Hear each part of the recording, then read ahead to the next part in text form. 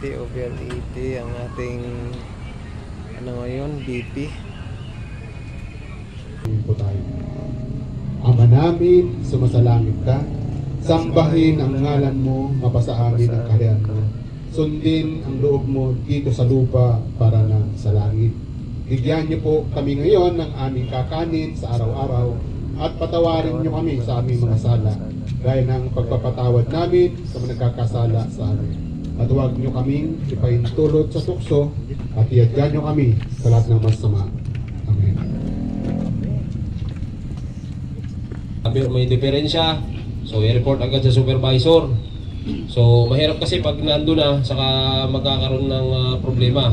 So dito pa lang, kung may mga kailangang ayusin o i-check, check na. So dapat bago umalis dito, so nasa kondisyon lahat ng ating mga equipment. So mag-withdraw ng gloves kung kailangan ng gloves. So lahat ng ating mga basic PPE, so isuot natin, hard hat, vest, reflectorized vest, importante yan. Ikaw sir, may vest ka? Ano mo, isuot nyo, kasi nasa kalsada tayo. So may area doon ng mga madidilim.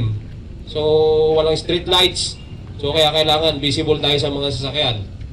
So safety shoes or bota, so importante yan. Ayan guys, magandang gabi. Napunta na kami sa site ngayon. Ayun! Shoutout kay Iris. Shout out! Kay Geng Geng.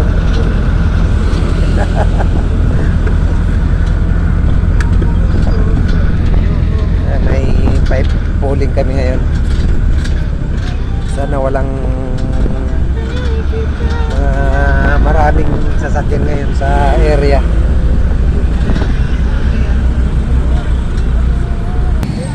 Ayan, andito na kami sa site.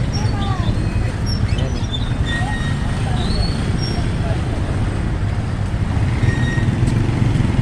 Dahil pang sasakyan.